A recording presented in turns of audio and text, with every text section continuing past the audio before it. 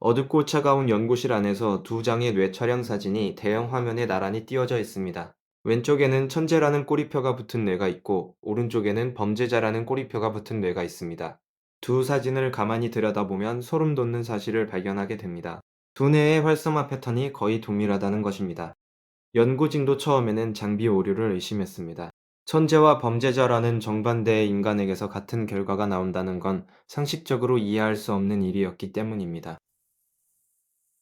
그래서 실험을 반복했습니다. 두 번, 세 번, 네 번을 반복해도 결과는 변하지 않았습니다.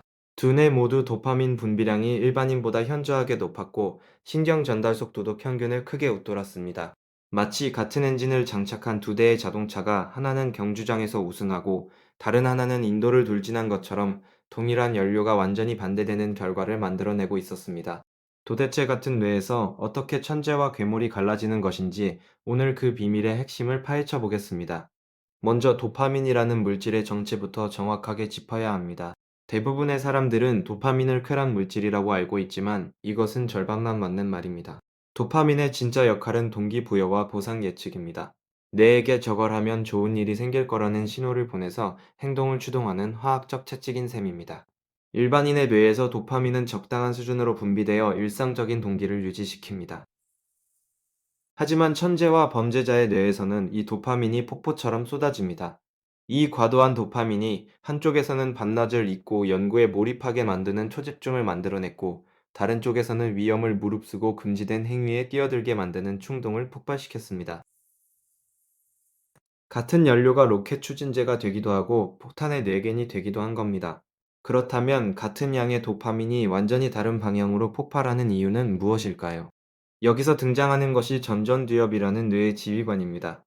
전전두엽은 이마 바로 뒤에 위치한 얇은 피질 영역으로 충동을 억제하고 장기적인 결과를 예측하며 행동의 방향을 설정하는 역할을 합니다.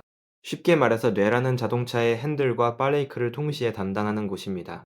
천재의 뇌를 정밀하게 분석했더니 도파민 폭풍이 몰아칠 때 전전두엽이 강력하게 작동하면서 그 에너지를 한 방향으로 집중시키는 것이 관찰되었습니다. 마치 폭발하는 가스를 노즐을 통해 한 방향으로 분사시켜 로켓을 날리는 원리와 같았습니다. 하지만 범죄자의 뇌에서는 전전두엽의 활동이 현저히 약했습니다. 노즐 없이 폭발한 가스가 사방으로 흩어지면서 파괴만을 남기는 것과 같은 상태였습니다. 이 차이를 숫자로 보면 더 충격적입니다. 반사회적 행동을 보이는 범죄자 집단의 전전두업 부피가 일반인보다 평균 11%에서 14% 작았다는 연구 결과가 발표된 바 있습니다.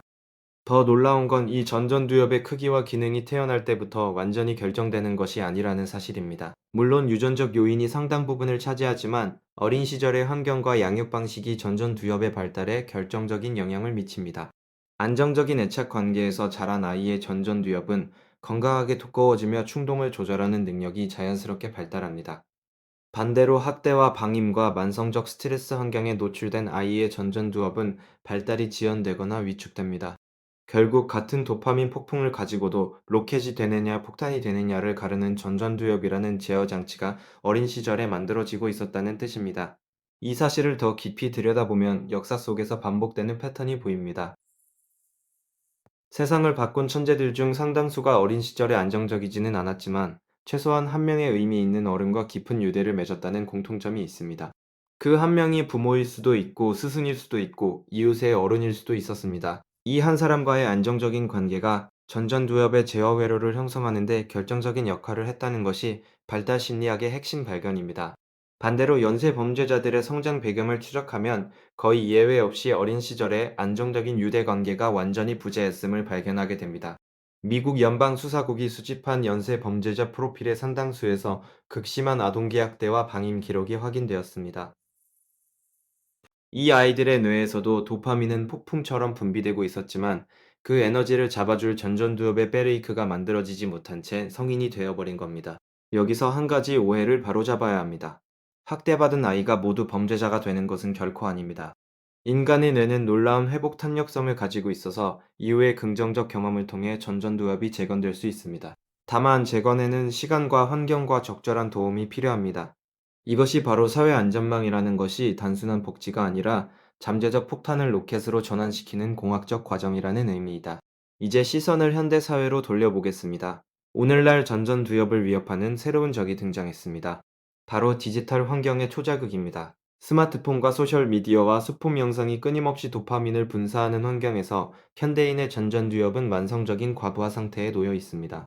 아이들의 뇌가 형성되는 결정적 시기에 이 초자극 환경이 무방비로 노출되면 전전두엽의 발달이 교란될 수 있다는 경고가 신경과학자들 사이에서 점점 커지고 있습니다. 즉각적 보상이 길들여진 뇌는 장기적 목표를 위해 충동을 억제하는 능력이 약화될 수밖에 없습니다. 이것은 개인의 의지 문제가 아니라 뇌의 구조적 문제입니다. 한 세대 전체의 전전두엽 발달이 위협받고 있다면 이것은 개인의 노력으로 해결할 수 있는 범위를 넘어선 사회적 과제입니다. 천재와 범죄자의 뇌에서 발견된 이 불편한 공통점은 결국 하나의 진실을 가리키고 있습니다. 인간의 잠재력은 도파민이라는 연료의 양이 결정하는 것이 아니라 그 연료를 어디로 향하게 할지를 결정하는 제어 장치에 달려 있다는 것입니다. 그리고 그 제어 장치는 혼자 만들어지는 것이 아니라 관계와 환경과 사회가 함께 만들어주는 것입니다. 지금 이 순간에도 어딘가에서 폭발적인 에너지를 가진 아이가 로켓이 될지 폭탄이 될지의 갈림길에 서 있습니다. 그 아이에게 뻘레이크를 만들어줄 단 한 사람의 존재가 세상을 바꿀 천재와 세상을 파괴할 괴물 사이의 차이를 결정합니다. 그래서 이 이야기는 뇌과학의 문제이기 이전에 우리 모두의 문제입니다.